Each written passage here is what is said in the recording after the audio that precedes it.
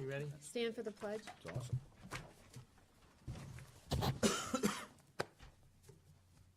I pledge allegiance to the flag of the United States of America and to the republic for which it stands, one nation, under God, indivisible, with liberty and justice for all. Kathy, could you take the roll, please? Carter, Here. Dickon, Here? Walter, Here. All right, guys. No big surprises you're going to pop up on us tonight, right? What's that? I said no big surprises you guys are going to pop up on us tonight, please. I don't know it, but I don't believe so. We'll see how the discussion To watch goes. the zoning director twisting his mustache. Yes, I certainly hope not. It's Snidely. Okay. We always could come up with something. Yes. Okay. Mr. Fulton. Thank you, ma'am. First, we have, as always, the subdivision regulations update. What we've gone through, and again, yellows still needs to be worked on, even if it's been worked on before. Not highlighted, then it's okay at this time. What we've done is kind of went through, there were certain things that, same thing, we used multiple names for it and kind of used them interchangeably, so we went through and tried to clean that up so there wasn't a variation in terminology. We also talked with the county recorder to make sure that with platting and things of that nature, we weren't putting something in the regulations that would be contrary to their procedures. And also with this, in the existing regulations, subdivisions with plats, so you would think of a normal subdivision, and what are essentially lot splits were contained in the same section. As part of our revision, we were separating those where one section would be dedicated, or chapter would be dedicated to major subdivisions, which would require a plat, and then we would have another section that would be dedicated to minor subdivisions, which are lot splits. So started putting that part into subdivision regulations where it addresses lot splits, which shouldn't be too difficult, but just getting that in there so as we move forward, it's not an oversight and suddenly all the regulations for lot splits disappeared while we focused on this. So just getting that in there so as we move along, we can get that squared away as well. Okay. We're still on track for these at the end of the year? Yeah. By the end of the year, rather? Yes. Okay. And I would certainly encourage the committee to take a look, and if there's any feedback, let us know. I do have a question. I noticed that when I'm looking through here, every now and then there's a section that is followed by question marks. Like phasing, I think it was one of them. What we do with that is, as we work on it, it's highlighted in yellow, and then if there's a question, it's highlighted, then phasing, we need to address this, and there's questions. So it's an internal note? Yeah, it's an internal note, just so as we go through that, if Alan and I are working on these, we'll go through and say, phasing, we were gonna talk about this, Okay. that type of thing.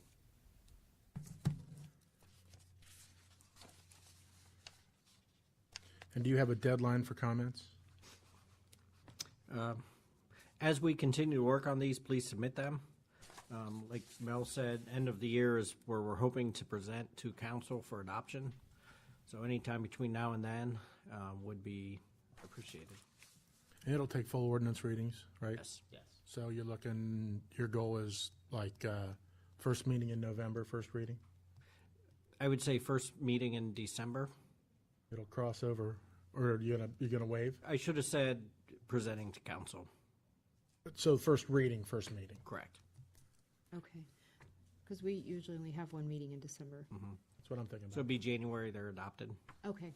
That's what I want to make sure, because I just want to make sure that there's time with us looking at them, but I'm sure there will be people, other council members who have questions as well. So I just want to make sure it wasn't something that had to be wrapped up or whatever, so that's good. Now it'll go 3 readings, no waivers.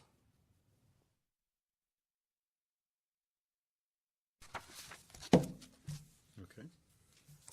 Any other questions on that? Andy, have any? Okay. Comprehensive plan.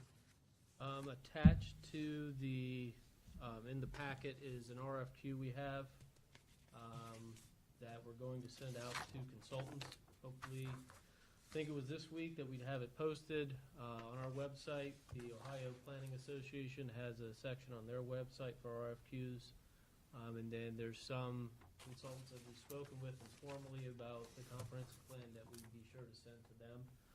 But that's just kind of where we are now. And then I know we're working on establishing a steering committee as well. And if I can, I would like to talk about this for a little bit. You know, the RFQ, and I apologize, Scott, I sent you the wrong one. And I sent it out to the development committee last week, what we're looking to do. So, you know, I'm very excited about this process. I think it's something that is necessary. As we look at the current comprehensive plan, as we'll call it, it was done in 2006. At that time, it was a snapshot of where the city was at that point. It wasn't looking forward to see what we want to be. What we need to consider with this is not only land use, but traffic requirements, roadway system requirements, utilities, not only ours, but also Southwest Licking Water and Sewer District, the schools, the fire, everything. So this is going to be a comprehensive approach to see what everybody's needs are, how do we address those, and come up with the best we can to move forward in this community. I'm excited about it. What we're looking at is, with the blessing of the committee, reaching out to folks, sending out the RFQ tomorrow. I would certainly like to do it, give them 3 weeks to respond, get them back, interview, and have somebody on board before the end of the year to start working on this thing. We're looking at a 9 to 12 month process for something like this. But I am extremely excited about it. I think this is necessary, and I think this is that type of legacy stuff where we lay the groundwork moving forward for the community. So certainly hope that the development committee will throw their blessing behind it and their support, and let us move forward with our RFQ being released tomorrow. BJ, as we move forward with that, and we find a company that we want to work with, and then as we, you know, build the committee, what structure do you see that? How would that form? I mean, how would those entities work together with you guys? Mm-hmm. What would happen is, you know, once we have a firm, a company on board, they would work directly with the steering committee. And with that, I anticipate having subcommittees or different meetings with those different individual entities to talk about what their needs are. How can we develop? How can we address needs? How can we have the best community we can, you know, to maintain what we have, the rural character, but also addressing the needs that we have with the development pressure. So, you know, it's certainly going to be an involved process, but it's going to be a hands-on.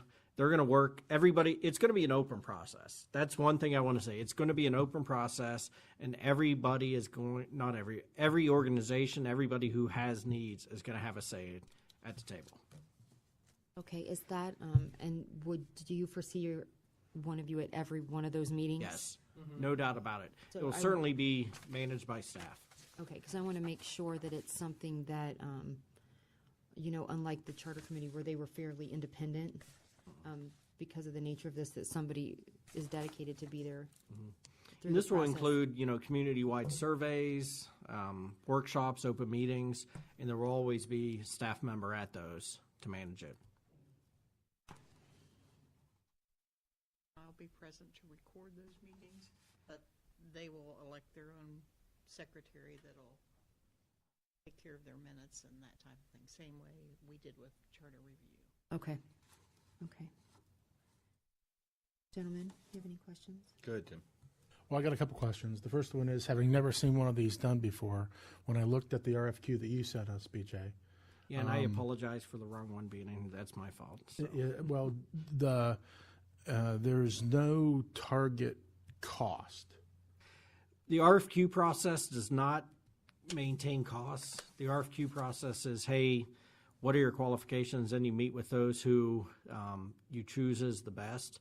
Then you start negotiating costs with them. Ultimately, it's going to come to council for approval of the costs.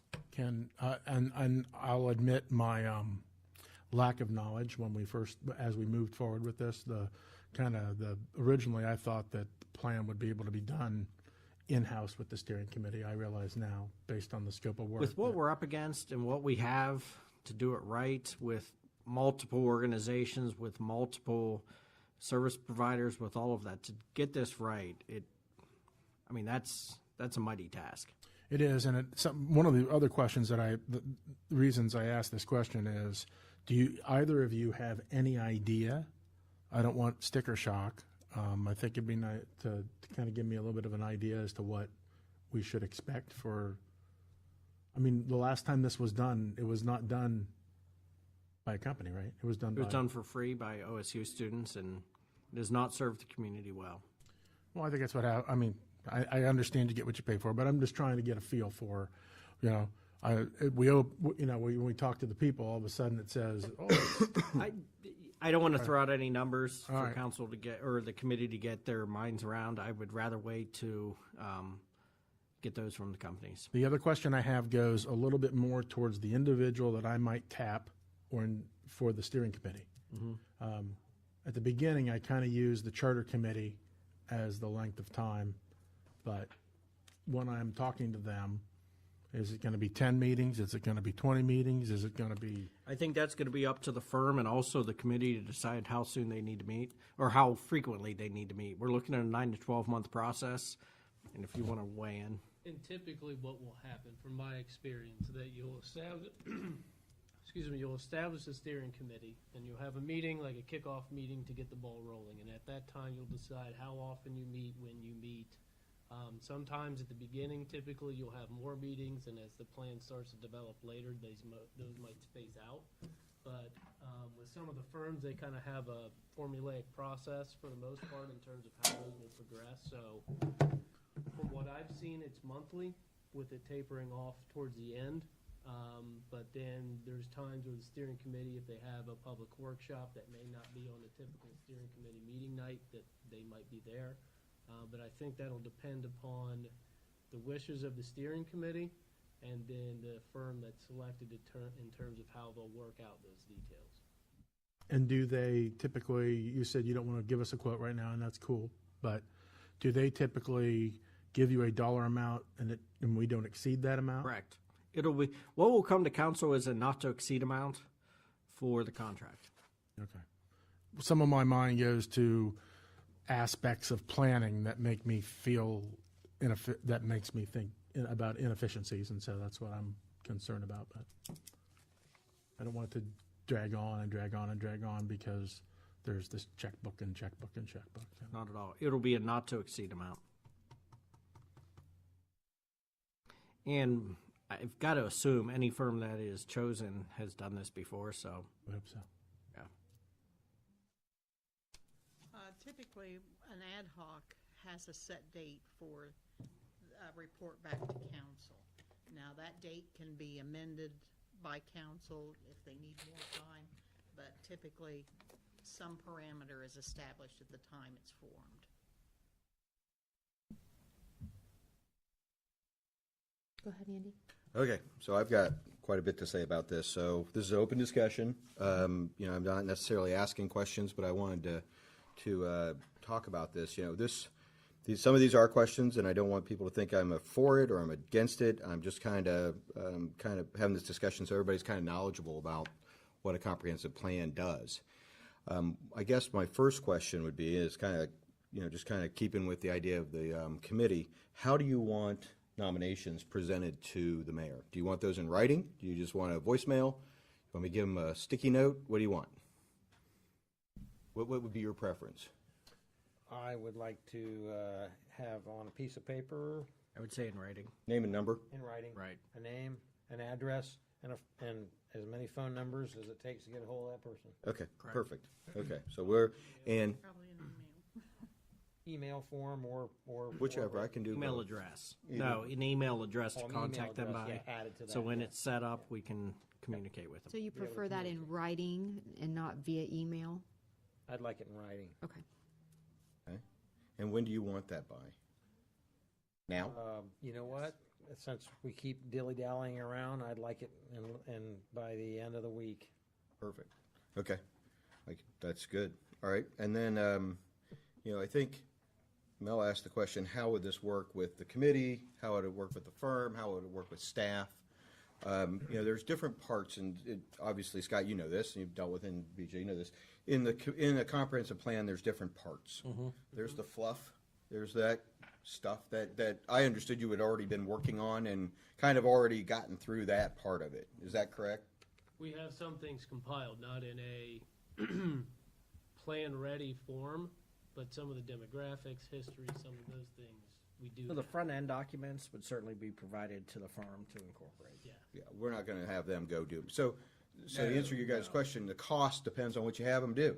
Right. The more you have them do, the more they cost. And the front end stuff, or whatever you want to call it, I call it the fluff part that nobody really pays attention to. The feel good stuff, yeah, we should have trails. Yeah, we should have parks. Yeah, we should have green space. Yeah, we should have roads that are sufficient and so forth. That stuff, I think, Scott, as I understood through your qualifications, you're qualified to do that part of it. Some of the things, if we should have this or we should have that typically comes as part of workshops or the survey portion. So those would be more the goals, objectives aspect that you cannot prepare until you have input from the public. Okay, so when you've been reporting back to council, what have you been working on? What parts have you been working on? Demographics, history, some of those types of things, but nothing, you can only go so far. So demographics, history, things along those lines that are relatively basic background information. Right. Okay, yeah, this is open, as I was saying, this is Right. open discussion. And I also think to say what we should have, that certainly is contingent on the committee I'm just saying what we should have. I'm just You know, I basing don't this want- on every comprehensive plan I've ever read. I understand They all that. have basically the same They do, but puke at the beginning of it. It's the no same doubt, stuff. no doubt. And it's very general stuff It's about the very. community. It's history of the community, general. I don't But- want to pay. I don't. So this is getting into my discussion point, which was why this whole thing came up. This whole thing came up because of the timeout discussion that we had. We said, hey, there's ideas out there that we could do. We could explore doing this. We could explore doing this. I would think before we were exploring this, we would know what kind of ranges, costs we would be looking at. I mean, I could tell you what the costs are, but that's not my job to tell you guys what the costs are. I know about what it will cost. As do we, so. So, but I think that's what the committee's asking for. We need to know a range, and that's really, I think, so I'm just going back. This wasn't something the committee came to administration and said, hey, please go find a consultant for us to do this. What we said was, we heard you. We understood that there's a lot of stuff going on. There might be some differences of agreement or difference of understanding of who was doing what and when it was being done. I mean, I've got this, this timetable for planning and zoning projects that's almost a year old right now, which, I don't know how much of that's been done. This was the basis that we used to go hire a city planner. We went and hired a city planner, and now we're back to a discussion of bringing a consultant in. I think this committee deserves at least an explanation of why we're doing that. We had to bring this up because of a timeout discussion, which caught me off guard. Obviously, I didn't like it at all. I didn't like that discussion one bit. Okay. And this was thrown out as something thinking outside the box. Well, guys, if that's where we are, we need to understand that. And as the development committee, as a member of the development committee, I have a hard time answering people when they ask me, why are we here? I don't know. I don't know why we're here. I don't know why we're at this point of going out and hiring a consultant after we brought people in as part of this administration to do the things that now we are going to go outside to do. So not having costs, I think, is problematic for me. I don't want to speak for the rest of the committee, but it's problematic for me. Without having a plan in place of how this is going to happen with staff and with the committee, that's problematic for me to recommend. I don't know how this is going to work. I don't know how much they're going to do. I don't know how much you're going to do, Scott. I don't know how much the committee is going to be responsible for. Those are plans that I would expect to have before I can say this is a great idea. Okay. To go back to the issue of the timeout, how much does this resolve the timeout discussion? Does this resolve it completely? Does this take all those concerns off the table? I heard utilities, I heard streets, I heard water supplies, I heard you guys didn't have enough time to put together let's see here. the 10 items that were on your list that you gave us, is that, I need answers on that. That's what I'd like to know. And I'm sorry for bringing this up kind of in an open kind of discussion, but I'm a little bit concerned that this is a knee-jerk reaction. We don't know that this solves the problem. We all want to redo the comprehensive plan because we know it's not good, but we have zoning issues to take care of and other things. I mean, Scott, for instance. Okay, if- hold on a second, Andy, and I'm sorry to interrupt you. I just want to make sure that to stay productive, that we're asking questions and allowing an answer. Okay? Well, okay, so Because I'm stating an opinion at this point, Okay. or at least a request. I'd like to know what the range of the costs are, that you feel the costs are. I'd like to know what the project, what the consultant is going to do in this situation with the committee and with staff, how much staff time is going to be put into this, how much staff is going to be involved in this, because I'm going back to your planning and zoning projects and how you had broken that out. If you had 100%, 50%, 25%, and so forth, how much of your time is going to go into this? Those are my questions. And I'll say, before we get into those answers, because I think you guys could probably, we could all kind of go around and then you could answer it all at once. I too was taken off guard by that at the last meeting. I had no idea that that was something that was going to be proposed, and I mean, I have to say, as the chair of the committee, I didn't appreciate it either. It was a little offsetting and wondering if that was the intent almost. It felt not right. But what I need to know, so we move forward, is when I kind of go back, when I think about the police station building, we were in a spot, we had a great idea, right? And so one committee kind of took it, but because it was not something we'd done before, it didn't really have a shape. So we kind of, it was always a moving. Herded it. Yeah, we herded them. That's exactly it. And so we kind of pushed it along, but we never really had an outline about how it was going to happen. So this is something big enough and important enough, and from what I'm gathering, could be expensive. I need to know an outline and a time frame and a full proposal, if you will, about exactly what the process would be, who would be involved, again, time commitments and those type of things, so we can come to council with a structure before we start just putting bids out. Mr. Hicken, did you have? My question would be right on those lines, and you guys, I'm sure, are going to answer it. So my only question is, does the RFI,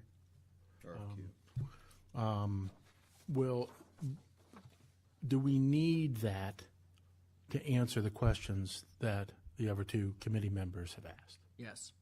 So, Because we need to outline what we're asking for from people. So to say what the costs are going to be without telling them what we're going to need is tough to do right now until we get what they're going to provide, and then we say, how much is this going to cost? So to sit here and say, how much is it going to cost, I could throw out a wide range of numbers, and it's not going to be anything that's makes the committee comfortable, I don't think, because I could say anywhere from $10,000 to $100,000, whatever you want. This is something that is necessary for us to do. I cannot emphasize that enough. BJ, do you already have the items put together that you would ask of a company to look at to give us an estimate? Is that document already structured? That's part of the RFQ, yes. So the That RFQ you is have prepared already? the RFQ, yeah. The RFQ was sent to you guys last week. Okay, so that is part of that. Mm-hmm. So you need that for us to move forward and find out how much it would cost before we come back to council. Correct. Yeah. So although I asked that question, I feel like I didn't give you guys a chance to answer the other questions of the committee members. So I didn't want to hijack it with just my, or maybe that is the answer to those. I don't know, but Yeah, at this point, we don't have those answers, and an RFQ would not say, if we send that out and talk to consultants about this, doesn't mean that we have to hire any of them, or go with any of them, or proceed with a consultant. It just gives us an idea of, those costs and answers a lot of the questions that you have, because we don't have those answers at this point now. Mel, on the RFQ, though, you guys are asking, you're stating to them what this plan is going to include, right? What the ideas are for this plan to include. But you're not really asking them to say, yes, include that, or no, include that, or, I mean, for instance, the plan will include but not limited to background, history, preferable coordination with local resources, including historical sites. Okay, but that doesn't tell me whether they're doing it or we're doing it. They're doing it, and that's pretty standard stuff. So then it's community profile, demographics. We've already determined that Scott's done that. So so the question I guess we're asking is, Okay. are we putting this, are we narrowing this down to say, out of all these, let's say there's 50 items on here, I don't know how many there are, 50 things that a company could do. If they're qualified to do all 50, how many of those are we going to ask them to do? Do we know? And that would be when we have that conversation with them. If they say background, it's like, well, I got pretty much this. Okay, maybe we cross that off. It's just having those conversations with them to say, here's what we're looking at. Tell us your process. Tell us So about yourself. What's the cost? Give us some information so that we can provide it to you. If it says, okay, you can knock off X. Well, you do and part of that are the discussions with them. You know, we certainly, you know, is the questions you're having are the questions the firm's going to ask. Who's providing this? Who's providing that? And when you do the RFQ, you meet with them, you talk about costs, you talk about who's going to do what, and that's where the cost proposals come from then. I mean, it's pretty straightforward. So would this be reasonable? Let's say we say, okay, let's put out the RFQ, but I would like to see not one proposal from them. I would like to see 3 different structures with different people handling different things to bring to council. No, Whether the committee handles this part and decides this, and the company decides that, or if we have the company decide more of that, so we could see. The proposal would be based on those discussions we have with them, who's handling what. Exactly. But can you give some variances in that so we're not only brought one proposal? We can certainly ask them. So they can say, you know, you can look at it and say, well, a committee of people that we have appointed could maybe look into this part of it to take that out. And the committee would look at those things. You know, that's the thing. You know, we're not saying we're going to turn over the reins to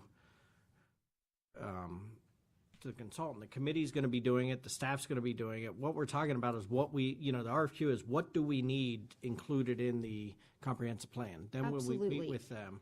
And that's not it's not an accusation or an assumption. It's no, simply I get it. what I need to know to bring to the other council members and say, listen, we really think expertise by them would be needed here, so we would recommend a lot here. Maybe council's not comfortable with that amount of money, and they're like, well, but this person's on the committee, and they could, you know, so there's some room for people to have some control over what they feel like they're asking people to pay for. That's all I'm looking for, because we haven't done it before, and I feel like we need to keep a tight rein on it, because here's my fear. It's a not to exceed amount, but we get to that amount and we're not done. And then they have to come back to us and ask us for more, and then we're back at council asking for more money, and I don't want to find ourselves there. Sure. And I don't anticipate that being the case, so. Okay. Well, Go ahead, yeah. so Scott, after you guys get done talking with the different firms, and I'm assuming you're going to interview more than one, but after you get done talking to the different firms and you get proposals in from them, at that point, you'll have a good handle on what they're doing, what you're doing, and what you're going to ask of the committee at that point? Yes, we should have a lot of those. You'll be able to put a program or at least a project together that'll say, this is what exactly is happening, and this is our time frame. Yes, we should have a lot of these questions answered, but at this point, we have a lot of the same questions too. So this, essentially, the RFQ would be putting that out there to start to gather that information and say, here's what we got from these folks, and kind of look at it this way. Costs, time frames, who's doing what, some of those items that we could come back and say, here's the information that we have, here's what we can do. But at this point, we don't have that information. And the RFQ doesn't tie us to having to proceed any further than meeting with these folks. Okay. Well, we've met with a couple already who have proactively reached out, and we've gone and talked to them. And the process they've outlined is exactly what we're talking about. The involvement of the committee, the involvement of staff, the involvement of council. You know, I'm pretty comfortable with what has been outlined to proceed with. Do you have any more questions, Andy? When would you think you'll have at least a recommendation for which firm to use? Is this a 2-week process, 3-week process, 4-week? Well, the process? RFQ would be 3 weeks. They'd have to respond and then be able to meet with them. So 4 to 5 weeks? I would say sometime in November, we'll be coming to council with. I'm just trying to understand when the Me committee too. is going to need to be assembled essentially for, Well, I know we're meeting monthly, so. not this committee. Oh. The The other committee. the I thought you committee. meant this Yeah, committee. I'm I'm sorry. sorry. Just when they're talking to people, Right. they're asking me, well, when does this start? And I don't know, so I'm trying. Agreed. Is this a 2017 start for the committee? Yes. Okay. And the proposal will be brought back to 2018, the I'm sorry. development The committee. 2017 start for the committee is what I'd like. The ad hoc committee. That's what I'm kind of asking. The ad hoc. 17. So if we're doing December of 17, that's going to be real interesting to tell some of these people that it's going to be, Christmas, and you're going to be in your meeting. My goal is 2017, December of 2017, but ultimately if it's later. There's, I'm trying. if you go through a 3-week process and there's no possibility the second meeting in November, bringing it to development to bring it to council that evening. Say that again? I'm sorry. So there's no way to move that up a couple weeks. So we can handle it at the second meeting in November. So we could have the development committee look at it, then make a recommendation to council with it. Oh, yeah, second meeting in November, certainly. So if we do 3 weeks from tomorrow, we're early October and then Right. be able to bring it to council in November. So we could say to a person that potentially you would begin at the middle of November, before Thanksgiving. Do you anticipate bringing us more than one different company? Yes. I think we could lay out, here's our options. That's a good word. That's what I'm looking for. Options.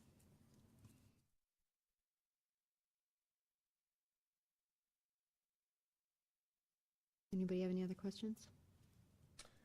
Between now and then, I'd still like to reevaluate how much does this help us get the other 9 projects done. That still to me is a frustration that I'm feeling, is that I don't know where we are on some of these things. As I know, we've been working on the subdivision plans, and I know there's been several things going on, but I know we haven't talked at all about the commercial corridor plan. I haven't. No, but at this I will point. certainly say that's going to be rolled into the Right. comprehensive plan. Right. So that would be something That's a that. separate, yeah, That's that where- cannot be a separate. That's That would kind be of where I'm something heading that with would this, be is how many of these things are we going to accomplish? Because it was my goal in hiring the new person, was we were going to get this stuff done in 1.9 years. And I don't know where we stand on that status. We're still moving along on quite a bit of it. I think what it boils down to is without the addition of new staff, we wouldn't be sniffing any of this stuff. So that's why. That was with the 5.6 hiring- years. With the hiring of someone, it allowed us to get to some of these things that we weren't able to get to at all. That we're seeing things coming through. I mean, how many ordinances that we have to amend code already moving through? How many more have we been discussing at regular development committee meetings where we are looking at the code and making these changes? So we're moving along. Yeah, I'd like it to be done immediately, but sometimes that's just not possible. So with the I'm not- hiring of somebody, we are getting to these things that we wouldn't have gotten to otherwise. And then looking, for example, the commercial corridor plan, I think that goes hand in hand with the comprehensive plan. And this was, And there's been work done on that. yeah, and That can be Oh, incorporated. and this We was don't a know what year that is. ago based I upon have no idea what that is. estimations. Right. So Scott, It's an estimate. Scott, you had an estimation on 2.2 years. That's where you wanted to be. That's what I had written down here. So after a year, where are we? You don't have to answer that. That's rhetorical. That's right now just saying to you, please give us an update. I'd like to know where we're at after a year of having an extra person. And I know it's not been a year. It might have been 8 months. It might be 12 months. I don't know what it's been. But whatever it's been, I would just like to know where we're at as far as how much did that help you? And this goes back again to the previous meeting that we had where, I was quite surprised. And I think that we need to know that kind of stuff, that if you feel like you're you're not nearly to the 2.2-year goal, then we need to know that. Because Well- these are the kind of discussions we've got to have about that. It would be helpful for us to have an update on the status of that very report that we were given that, you know, convinced us to make the recommendation to council for Zach to come on board. So I would like to just see where that stands as well. I think it would just be prudent to know and to reassure council that we've continued to move forward as we said we would. I think that's probably something with projects and such, we should probably get from every department quarterly is the projects and where they stand on them and what we can expect. A couple things. I know that, you know, the discussion at last meeting has been referred to. That's not just a planning and zoning discussion. That is something that public services, utilities, you know, we had to do a modeling study of our water system because we're seeing pressures for development. We have Sugar Mill who's saying we can't get enough water. So that is not just a planning and zoning discussion. That is a development-wide discussion. You know, I know Scott also provides in his reports status of projects, subdivisions, of where they are in the process. So that's certainly being provided. So, you know, the discussion last meeting certainly was interesting. I think that some of the wording that was used was not correct. But at the same time, it is not just a planning and zoning issue. It is certainly a development. It's a police. It is a utilities. It is a streets. It is a everything issue. So that is why we're talking about a comprehensive plan and including everybody in that. You know, we've had a meeting with the fire department talking about, you know, cul-de-sac sizes and response time and water pressures and all that stuff. So we have serious pressures on us. Right. And well, and you know, BJ, I think we all recognize that. I think what I would have appreciated at the last meeting is something rather than, hey, we want to, you know, just put a hiatus or slow down, but you put a document in front of us and said exactly this. Our streets are here, our water's there, we have these pressures on us, and then we would have had something also to look at and say, okay, how are we moving to make all of this work and us not get in a bind? So that's probably why we were all a little, Understood. you know, caught off guard. And then even after that, it was like there wasn't, we left there and it felt foggy. I know that it may have left me feeling that way at least. So I appreciate, and I know this is the first time we've ever gone through something like this, and that, you know, things like this are going to happen, but I would really like to see a proposal and structured and saying this is why we're doing this, and these are the amount of requests we've had for this and that. And I know you guys have been going through the tedious job of picking through the code and finding the little things that really are what cause the bigger things. So, and I really I like seeing that. I'm glad that, you know, you're getting into the meat of it and figuring out the small things so we can have a better foundation when we move forward.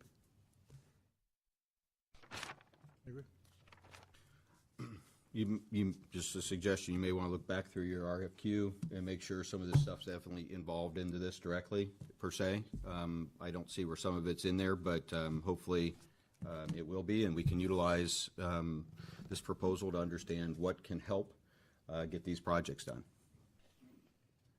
I agree. Okay. I will say, well, last thing, I will say that I tend to absorb things better face to face. Sometimes when I see, so you've both been very good about, you know, letting me come in and ask questions, and you're pretty good at answering those. So even when I get it, I may ask for that opportunity because I tend to absorb stuff better that way. So I'll be once again grateful to come in and ask my questions. And I appreciate that as well. I certainly that I don't think you guys have anything to hide. It's just, it's a situation where it's your profession and it's not my expertise. So it's a little more difficult for me to absorb than it would be for you guys sitting here saying, well, of course we need that. That, sure. I would have no frame of reference for that. Anything else, Mr. Walther? Okay. Moving right along. What's next? Fence. Next one is fences. Fences. With that, it's going through finding some nuances in sections of code that arguably quick fix can identify them, move them through the process, and get that rectified. In the development committee report, I identified some of the things that I've noticed in the section of the code, which is included in the report, the complete section.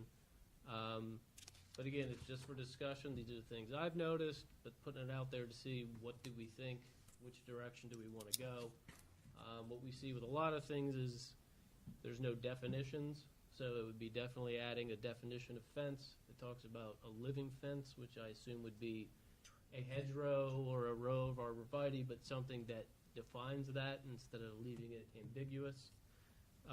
In the code, there's sections that say you can get a variance, which is true, but I've never seen that outlined in any other section of the code where it specifically says if you don't meet the requirements for a fence, you can get a variance. So we could leave it in. I just haven't seen it before. The one thing that has come up is fence materials. And the city's diverse. You have rural areas, you have the old village, you have subdivisions. Whereas a fence that could be appropriate around a farm field, when it goes into, let's say, the old village, we've had people complain about those types of things. With the code, we say there are no provisions in the code for fence materials. There's no definition of fence. But, if you have the post with the wire and post, that, from our observation, that meets what a fence is. There's no provisions for materials for that fence. So then, by default, that would be an approved thing for a fence. So looking at subdivisions, there's homeowner associations, so they might outline that it has to be wood or vinyl or metal. But we have had some instances where folks have installed a legal fence, but neighbors have not been pleased about the materials. It doesn't matter to the Planning and Zoning Commission if we revise this to include materials, but it was just something that I thought I would bring to your attention. Also, in the code, it talks about shared maintenance. So if I had a lot and I put up a fence, my neighbor would be responsible for maintaining my fence. I don't know if that is fair or not. I'm sure when it was put in, there was reasoning behind it, but that sometimes makes it difficult that if I have a fence that I never take care of, it suddenly becomes my neighbor's responsibility. And then from a code enforcement standpoint, if that provision is in there, there's the person who owns the fence, and then do we also cite the neighbor because they're not maintaining their neighbor's fence? That could create issues, so we're just looking for some potential clarification on that. And there's a lot of, or I've seen this in other fence sections before, if you have a wood fence, for example, it's kind of called the good neighbor policy, where you put the pretty side of the fence to your neighbor and you have the posts on your side. There's nothing in our code about it.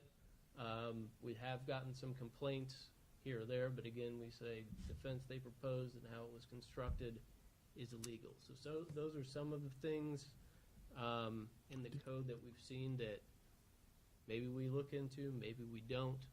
Certain things definitely, like definitions, we should definitely have in there, which we don't, because that helps us.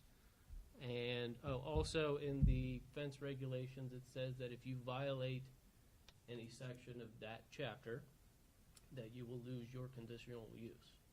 There are provisions in the code where your conditional use can be repealed, and it outlines the process to do that.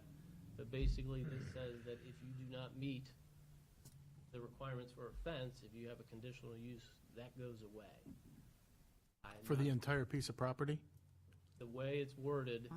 it makes me think that, you have a violation, you didn't fix your fence, but now you lose your conditional. So now your use. outbuilding is illegal. Correct. Yeah, so to me, it looks a little heavy-handed considering we already have provisions in the code to repeal conditional uses, that if it did become that problematic, that would be the route to go.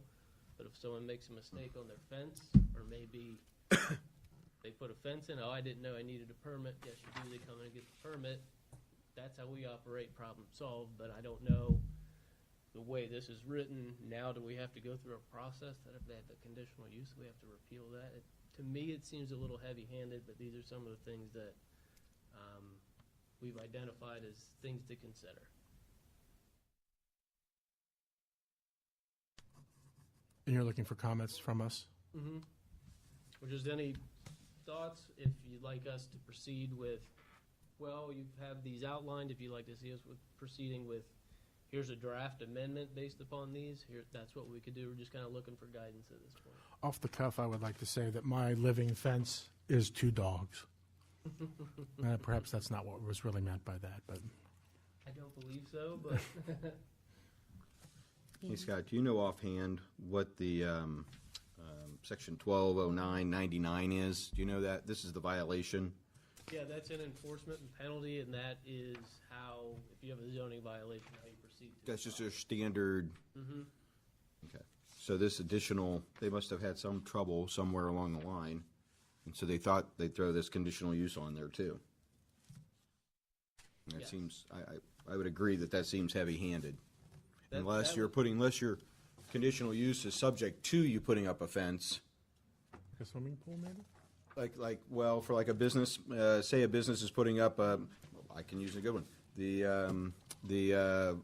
repair shop down here was required to put up a fence on the west side. Is that correct? West side, or east side? East side was required to put up a fence. So if it goes into disrepair, then what good did that do? Their conditional use would, or their use would then, if that was a conditional use, I don't remember if it was or wasn't, then that would kind of make sense. I think in this instance, if they were to go and get a conditional use, and one of the conditions of approval was to install that fence. Mhm. And previously, where the issue happened is there was 10, 15 conditions of approval that were not met. So we gave them a period of time to do that. They didn't do that. Then there's provisions in the code where it's a procedure on how to repeal a conditional use. So you don't necessarily need it here, is what you're saying.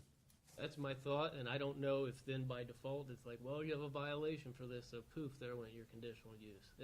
Because we don't look to penalize people, we just look for compliance. So the number of folks that say, oh, I didn't know I needed a permit, or my fence guy didn't drop that permit off, know that I don't want it to be heavy-handed penalties for, which most of the time are honest mistakes that are easily corrected.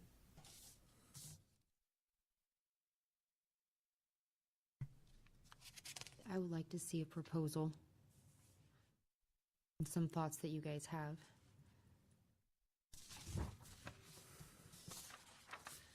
And correcting some of that. Andy? I think you've hit on a couple really good points. The materials of fence are a huge point. I think that's a major flaw in this that's missing. I mean, we tell them what kind of deck they should have. We tell them what kind of, that material should be somewhat harmonious with the existing house. I think there should be. I think materials is a big part of this that is missing. When you say definition of fence, what are you looking for, Scott? I mean, as far as you just want like a Webster's dictionary definition, or? Well, typically there's books that have definitions for zoning purposes that defines everything.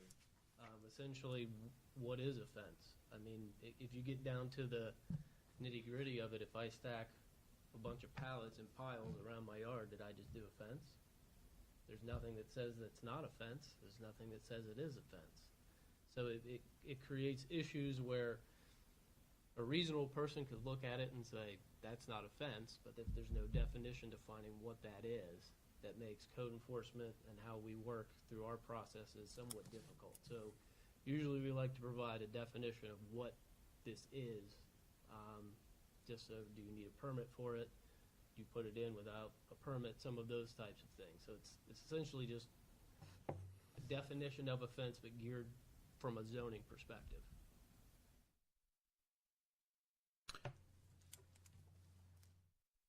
What do you think about, as far as when a neighbor goes in and gets a permit for a fence, are they obviously not required to let their neighbor know they're putting up a fence? No. There's no notice requirement in that.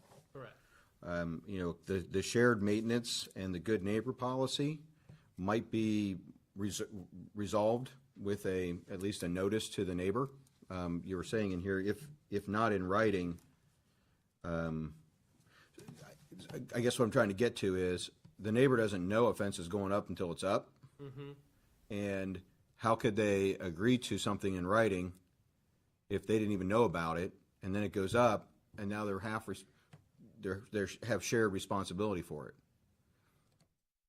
it? It seems odd, I mean, we could notify them and then say, you need to sign this, and then they say, no, I'm not signing this, and then be responsible for, then I think we're delving, from that perspective, we're delving into a civil matter that this is between adjacent property owners. I'm just trying, I guess what, sorry to interrupt you, but I'm trying to figure out, how can a neighbor be responsible for a fence that they didn't have any say in, and they didn't have any notice of until it was already put up? And they had no. I agree with you totally, and that's currently what the code says, is they're responsible for it. They're responsible for it. That's That's the crux, that if I put up a Right. fence, That's if I it's have on. no idea how they would be. Is that only if it's on the property line? Most fence companies will go out and survey, and they'll hold it back 6 inches. So Well, in most your- codes have how far back you need to be from the property line for code. let's just for say the that. fence. Let's say that's another good thing to say in here. But let's just say that, for instance, we said 6 inches. You have to be 6 inches back. Otherwise, there's shared maintenance. There's a shared maintenance agreement required. I guess what I'm getting at is, if they hold it back a foot, I've got a neighbor that put a fence up in front of my yard. He held it off 6 inches off the property line. I can't go onto his property to maintain a fence. That's not right. I think shared maintenance shouldn't even be part of the fence code. I would agree. I mean, that puts an undue burden on your neighbor to say, hey, I'm going to put up this 6-foot high privacy fence of wood, and you're going to have to stay in your side, because if not, it's going to rot. I mean, that shared maintenance of somebody putting up something on their private property, their neighbor should not have to share in the maintenance of that. I would agree. I agree totally with that. Yes. It There's doesn't- no way they It should. doesn't seem fair that you put up a fence, even if I notify you and say your Right. neighbor's putting up a fence. But guess what? You're gonna be responsible for the one that's on your property line. But then, at the Right. same point, with these, it's the property owner's responsibility to identify the property lines. Right, it says in here, certify that it's on their property. Yeah, so they show a plan and say, I'm putting the fence here, but the city has no way to go out and survey and say, Right. yep, you're right on it, or you're 6 inches off, so. And that's Well, how we do with most of our permits, that we base it on the plan, and if you build this, like you say you're going to, that's legal, but it's their responsibility to determine the property Right. lines. What happens in those instances when they're wrong? It's an encumbrance, and they have to move it. Yeah, if it's identified, I mean, you can typically eyeball certain things, that if someone's putting a shed in their backyard, they say it's gonna be 10 feet off the property line, or 5 feet. You can see that's 5 feet, you can tell where mowing patterns change and things of that nature, so you can look and step it off. We have a wheel that's 5 feet to where this changes, so you can get a general idea. But if it is too close, we have had issues in the past where people say, it's too close, and I have a survey to prove that, then they are responsible for moving. We have had that happen in the past. So one of the biggest things I think in here too is to keep in mind is the rural application of a fence, the cattle fence. Right. Those are going to go right on the property line. I mean, they strive to put them right on the property line, and both farmers on either side, they maintain them because they want that on their property. They want it right there on the property line. So I'm not saying that this is necessarily wrong. It's just that what we're thinking of is a residential use, what this could also apply to is your agricultural use, where they're putting it right on the property line for cattle, or for to identify fields. Because think about it, if you put it 6 inches off your property, you just lost 6 inches, because in 21 years you will have lost that. Right. That'll be gone. Now, my thought would be that if you want to jointly maintain a fence with your neighbor, that's your option. Shouldn't be but a- it shouldn't be should not required be by law.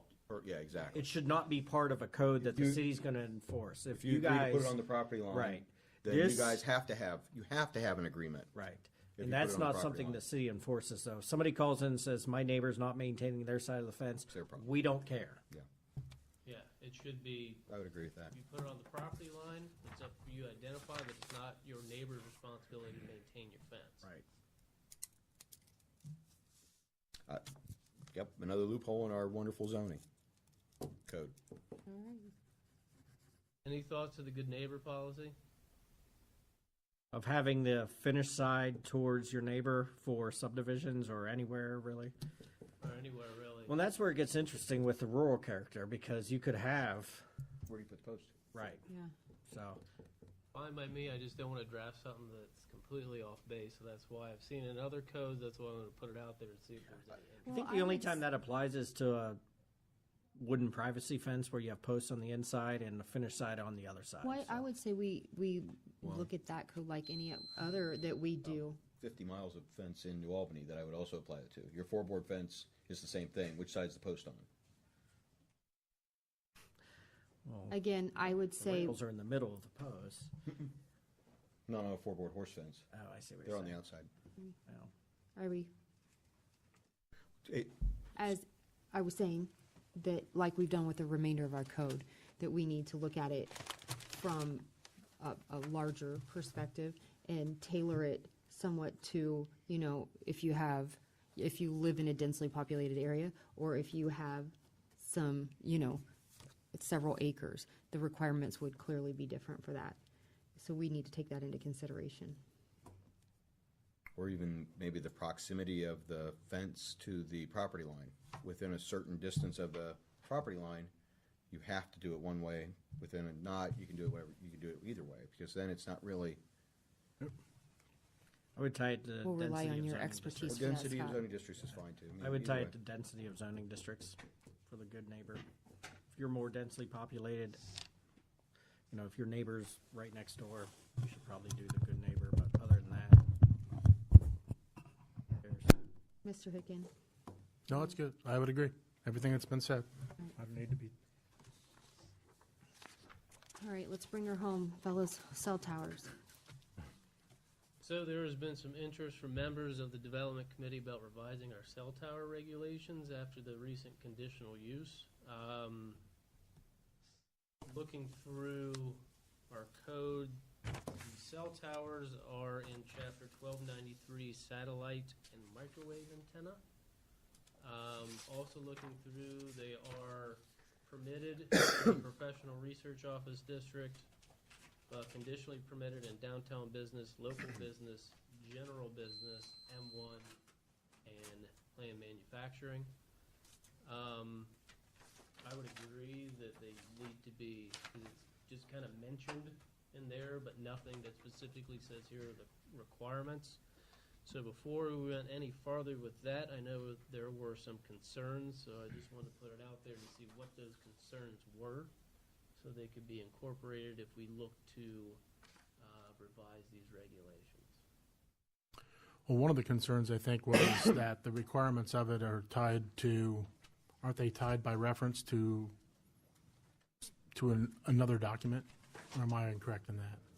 The NAICS lists where it's permitted, conditionally permitted, but all the requirements for cell towers are in chapter 1293, but they do have to meet the conditional use standards as well.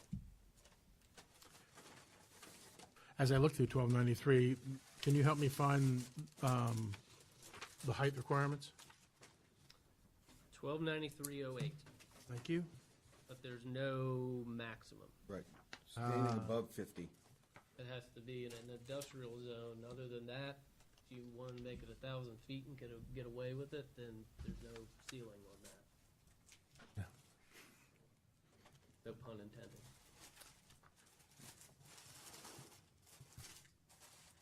So, Go ahead. so obviously, there's a couple, one, which Tim just hit on, is a height restriction. And my experience with many zoning codes in central Ohio is that it does have a height restriction. Typically, it's 190 feet with an additional antenna of 190 feet of structure with an additional antenna that can go to 200. That's what is very atypical throughout central Ohio. I will mention, though, that our conditional use also says there are some other restrictions in there, proximity to residential areas, residential zoned areas, also harmonious use in the area. So 1,000 feet probably would only work in downtown Columbus because we don't have anything 1,000 feet Right. in Pataskala. was just an example. Yeah, you're absolutely right. I actually would have stated the same, 600 feet, 1,000 feet. Any of those would have been proper for them to put in there. So I would think a height restriction, or at least looking at our height restriction, and then also a requirement to show need. I think the BZA properly asked for and received a need, a coverage report in the last one that came out, but I think that also showed very quickly what they were actually looking for. The statement was they wanted 911 service, enhanced 911 service. Then it was another issue or another story. Then it finally came out. They wanted to stream video. So I think they have to be explicit to say what is exactly the purpose of this tower. I think that's important. It's important for anybody to evaluate, whether it's the BZA or anybody, to say yes, this is the right thing to do, because it does. And again, this is just a little bit of research, but it absolutely affects the residential value, the value of the property directly surrounding the area. There's only one study out there that says it doesn't, and that was done by AT&T. So Odd. I wonder surprise there. I wonder why. I wonder why that one came out so positive. So, but there's definitely a need element in my opinion. You have anything to add, Mr. Hicken? I don't. I'd be interested to see what we come too. back with when it comes to that, and see if we can both need and harmonious. I guess no. It's also has. I would ask Scott, do you see anything in your experience with other zoning areas? Do you see anything else that's out there that's prevalent height-wise as a different level or a different height restriction? I know there's a certain point that you have to get the FAA approval involved.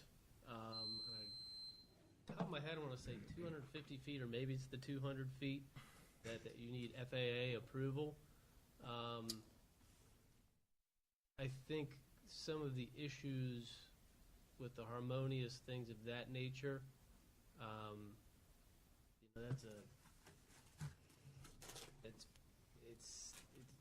it's qualitative and not quantitative. You can't say it's harmonious or it isn't. Arguably, a reasonable person would say yes, it is, or no, it isn't. But I think putting some of that in the section specifically for cell towers would also help with the conditional use. I think they should all be conditional uses, and all of them should go through a public process like we had, just to make sure, instead of seeing a 200-foot tower popping up overnight with just a zoning permit. I think it's important to have a public process where what's proposed is being vetted. And then maybe staggering, and I have to look into this, but, certain heights, certain areas, things I of that think- nature, maybe there's I was fall thinking that. zones where it's typically, if you have Can't build a anything. 100-foot tower, then if it falls in any direction, it has to be 110-foot radius for many things surrounding it. Just some of those items to include in there. But we'd have to do some research and see what's out there. I imagine there has to be several out there that we could reference to take a look at and pick and choose what we like, and then adapt those To us. specifically to the city. But I think a lot of it is with height. I know there's different types there's monopole, there's lattice with guy wires, there's all those that, if there's a way to limit it to one specific type. I know they do something where the need or co-location, that they say, if you're Verizon, T-Mobile comes in and says, we want to build a tower. What's the matter with the Verizon tower over here? Why can't you co-locate there? That's good. So I do think there's multiple things that we could look at to include, but just wanted to see before we start drafting up, is there anything specific that we needed to address in there? But it sounds like I have a You pretty good do. start. I think what you just went through is exactly right. The types, for instance, that 300-foot tower that was proposed would have taken a footprint of 7 acres, would have used up 7 acres of what was the JRS site. And we would have, in the city, would have received 0 income tax from that, because there are no employees. So I think those are all valuable questions to ask, or qualifications to ask. While there's a needs assessment or needs evaluation for what, is it 911 or is it streaming, Netflix? That's a need assessment, but there's also is this the best use for that ground? Using 7 acres of the JRS is a huge piece to give up any tax income. I think it was in the plan manufacturing, but I don't know if it was in the job ready site. It was not. specifically. It was outside of Yeah. that? Yeah, the JRS, It was just a small portion of manufacturing the though, so it was on the, corporate park area. yeah. Okay, I didn't know if it overlapped. No, Okay, so it was in the PM district, Yes. which we are limited in that also. right. Yes. So. All right. Okay. Yep. Any other issues that need to be brought up before the committee tonight? Because I'm sure we haven't had enough. I have no further issues. The only one I want to be careful about is the signals, is the traffic signals. As we talk about developments and such, I brought it up last time in the Streets Committee about, I think Alan's comment was the fire department wanted a traffic signal on Broad Street, and I thought that seemed, That was a pretty good discussion, and we left with some clear expectations of that, right? For him to get back to us. I We need just to bring it up for expand the- on that. I just bring it up for Yeah. the Development Committee too, to really think about the needs for controlling traffic signals. Oh, I'd agree, there's a But I need. think that rolls right into the comprehensive plan of getting everybody's needs involved and, the fire department looking at one access to that subdivision and everything. So I think it certainly rolls right into trying to address everybody's needs so we have the best community we can. Yeah, I agree, but we'd also want to look into the ones that we have about to go up now to make sure that we're on track. Right? Okay. I think it was just Broadmoor Commons has the one because there was an issue with the 2 access points. Aside from that, I don't think any additional ones are being proposed at this time. It was one, matter of fact, it was one that's already up that may not have the right warrant analysis done. At One Healthy Place. Yeah, One Healthy Yeah. Place. And I know there were questions about should there have been one at Barrington Ridge, and I don't believe there was one My knowledge, there was approved for that And then the other one was Settlement, settlement. which was there's a trigger for commercial, when the commercial goes in, it gets a light. Yeah.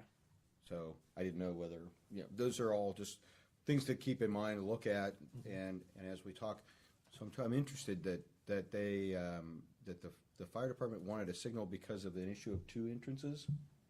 Were there not 2 require entrances? 2 access points, one of which can be emergency only. And the way Broadmoor, the parcel, it has a 60-foot wide sliver out to Broad Street. So they looked into getting temporary access or emergency access easements, things of that nature. They couldn't acquire those from the adjacent property owners, so there was a decision reached that the traffic light would go in so that the fire department could control that if there was an issue at that access point. That was the compromise. Because there's only one entrance point into Broadmoor. So the thought is, if there's an accident or an issue there, and back in the subdivision at lot 138, there's the house on fire, they need a way to get back there. So Makes sense. they needed, since there was no way to get 2 access points, the agreement was made that they could put in a traffic light, and then that the fire district would be able to control that should there be an accident, or the access point be impassable if there was emergency in the subdivision. Ultimately, as it progresses, they did Stubb Street to adjacent property, so as those develop, there should be secondary, tertiary access to that property, but at this point, they needed the traffic light to get in there.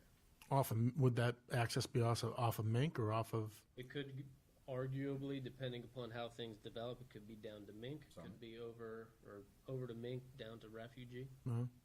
Okay.